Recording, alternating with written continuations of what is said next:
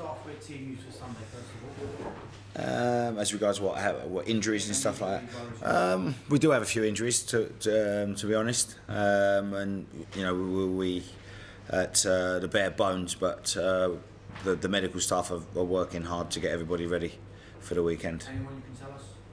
Was that who's not? Well, obviously you know that Stephen Corker broke his hand, so that's he's touch and go whether he's going to be available, and Clint has got a hamstring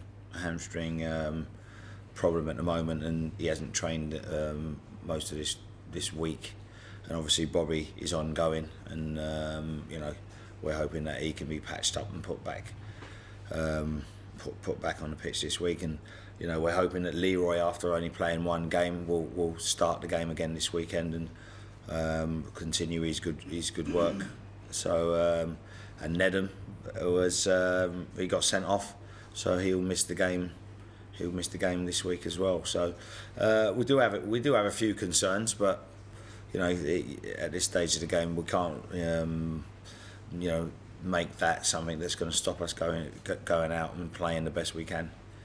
Chris, have you spoken to Rio Ferdinand, and how is he? He's obviously devastated, and everybody at the club just wishes him all the best, and hopefully he can bring his family through it in the professional and in the way that he's handled himself all through a very difficult time. Do you think he will play again this season?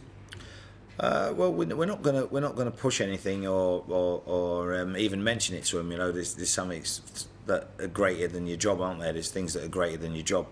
And if he decides to come back and train and make himself available, then he'll be in contention to be picked. Because if he doesn't, he could well have played his last game. I'm not really even thinking about that really. I think that from his point of view, he's probably looking at how he's going to move on with the rest of his life at this moment in time. Chris, what's the mood of yourself and the rest of the squad like?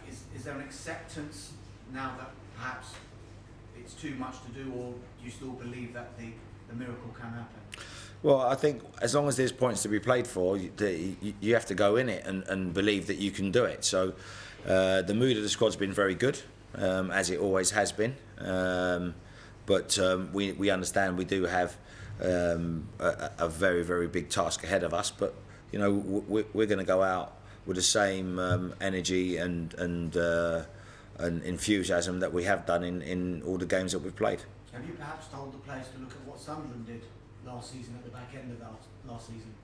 Yeah, I mean everyone's mentioning different things and different great escapes, but the players know themselves that it's going to be a difficult game at the weekend, and we have to go out and try and win the game. So whatever happens, I think everybody's aware of the importance of the situation that we're in. On your own future, Chris, we're told that you will be the manager next season, come what may. What can you tell us? No, we've had discussions before, but nothing has been put in concrete at the moment. There's still the rest of the season to go to be getting on with. I'm hoping that I'm going to be here, but we haven't actually put pen to paper and put anything in stone yet. So just to clarify, there's no firm decision as yet, as it stands at the moment. No, the decision is going to be made at the end of the season. So I'm hoping that it will be me at the helm, but we haven't put pen to paper yet. What would it mean to you if you were to get the job on a permanent basis, and the ability to maybe build something at this football club? No, I think the club is in a rebuilding phase anyway. Whatever division we're in, I think we're in a rebuilding phase anyway, and I think it's important that everybody around the club realises that we have to get some stability and some foundations in place to make sure that the future looks bright for Queen's Park Rangers. You've always talked about the attitude and the morale of the players has been very, very good. Yeah. Can you put your finger on what has gone wrong this season, and particularly the time that you've been here? Well, our problem has been obviously lack of concentration right to the end. We've probably let 6 or 7 goals in after 80 minutes, which tells its own story really. Last week 3 minutes to go we let a goal in. The week before Chelsea 1 minute to go we let a goal in. Hull minute to go we let a goal in. Villa 4 minutes to go. So we've actually done it to ourselves. We've done it to ourselves, and it's very, very frustrating. It's probably more frustrating than if you've been beaten out of sight. And I think that probably we're just lacking that little bit of cutting edge and that little bit of quality just to go right to the end with the teams in the Premier League at this moment. But we got 3 games to save our season, and I'm sure that the players will be rolling their sleeves up to try to get that victory at the Etihad at the weekend. You talked about a few of the goals there, but when you reflect, was there a moment, a goal, a match that perhaps you will look back on and you think that was the bit that did it for us? I think every coach looks at that. Every coach looks at that and thinks that that's the turning point. But I think over the course of the season, the table tells its own story, and I'd like to say that there was one match that could have changed things, but I think every coach will look at situations that are negative and think, well, that incident changed everything. And I can't say there's one incident, but over the course of the season, we probably haven't always been able to field the strongest team due to injuries and other circumstances. But ultimately the players that have taken the field have done themselves proud and performed admirably. If it is to end in relegation this season, how difficult will it be to get this particular QPR back up to the Premier League, given all the things that will be going on in the background? We've got players' contracts and the threat of FFP fines as well. Sure. How difficult will it be? Will it be even more difficult than when they've tried to come back up before? I think it will be difficult because you do have a lot of obstacles that were probably not there before, and I think that if it was to end up negatively, I think it would be important that everybody around realises that in order for the club to have long-term stability, that there's going to be a rebuilding period, and people will have to be realistic about how long that's going to take. Now, having said that, everybody would want to bounce straight back into the Premier League, and I'm sure that that's what we're going to try to do. But we have to be realistic about what we want for the club on a long-term basis. You say that, how long could it take then? I don't know how long it can take, but I mean, you've had clubs, of Premier League stature, stuck in the Championship for years. If you look at the teams that are currently in there, you Ipswich's, Norwich's, Middlesbrough's, teams like that who are in there, and Watford are only just coming back now. So it could take a period, but that is not to say that we're not going to be trying to come straight back up. We'd have to obviously look at the situation with all the things that you've mentioned, and then assess the situation realistically. Just finally for me, when you look at potentially what could happen next season, are we looking at a completely different Queen's Park Rangers with regard to the playing personnel? Is it going to almost be an overhaul? Is that going to be what's forced upon this club, do you think? I don't know. I think that's more a question for Les really, because as the technical director, he's going to be dealing a lot with the contracts and the personnel in and out, and I'm sure Tony and Ruben will have a say in that as well. So I couldn't really tell you at the moment because I'm not aware of the intricacies of the players' contracts. I do the balls, bibs and cones really. So all the other stuff is down to the people that understand that a little bit more than me.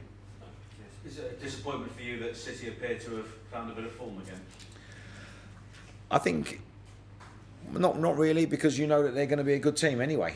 They're going to be a good team on their worst day. They can beat good teams. So we're hoping that they don't turn up at the weekend, and we do. They've got some great players, and it's going to be a really good occasion. How do you balance it out in having, you've got to win, but if you go there and try to play open, then they've got the weapons to really do some damage? Yeah, there's going to have to be a balance, a measured balance in what we do. You know, we have to obviously respect their quality, but you know, we have to also make sure that we try and stay in the division. And it's been mentioned that there are players coming towards possibly potentially the end of their contracts, maybe the end of their Queen's Park Rangers careers here. Do you feel it's time for them to stand up this weekend above all else? I think a lot of them have stood up, to be honest with you. I mean, you know, like I said, a lot of the goals have come in the last minute, which has been very frustrating. But a lot of I mean, especially the older players, I'd have to commend them probably more than anybody else. You know, if you look at, you know, Bobby playing through the pain barrier, you look at Joey, you know, running his legs off, people like Clint and Dunny, you know, they've all come in as senior statesmen and actually made a stamp and actually been very professional in the way they've conducted themselves. You know, and I would say, you know, for youngsters all around the country, you know, you'd have to look at their professionalism and try to emulate that to keep you in the game as long as they've been in it. Does that mean if you do go down, those are the sort of characters you may need to stick around if possible? I think you need to stick. They need, you know, players of that ilk. Players of that ilk need to be at every club. I mean, like I said, I don't know the ins and outs of the contracts and who's likely to stay and who's not likely to stay. But so far they've conducted themselves very professionally and not left anything out there. Well, Chris, Lawrence Silvis didn't make the Liverpool squad. Is he available for this weekend? Not sure. He played in the reserve game on Tuesday, and I think that he's still got a sore knee. He's still got a sore knee, and whether he's available or not will remain to be seen over the next couple of days. And with Bobby, the reverse fixture at the Loftus Road, he was phenomenal against City's two second halves. Have you got a percentage or a likelihood of whether he'll be able to start? 50-50. Have you got a sense from the players that they were perhaps a bit aggrieved with that 2-2 early on in the season there? Aguero's goal looked like a handball. Charlie at the goal disallowed. Is it one stuck in their craw a bit? I think they'll realise that if they go out and play to their potential, that they're going to be a match on any given day for anybody in the Premier League, and that game, you know, may have been 2 points dropped really, because I thought the team played well on that day. You know, but this is a very different occasion because of what's riding on it at this stage of the season. It's Joey's first return to the Etihad since the 2012 and the season game where he got his red card. Sure. His character and his reputation at this club seems to have completely turned around now. He's a fan's favourite. I'd imagine he's one of the first names in the sheet. It's a real testament to what he's done here, isn't it? Sure. I mean, Joey's been absolutely fantastic. He's been very, very professional in how he's conducted himself, and I think that, you know, like I said before, youngsters probably need to look at someone like him who probably did have a, I would say, questionable reputation, and how he's turned it round and the way that he conducts himself it has been absolutely fantastic. Okay, if you want to turn your cameras off, unless you're coming for cutaways, and guys, if you want to bring your chairs forward, please.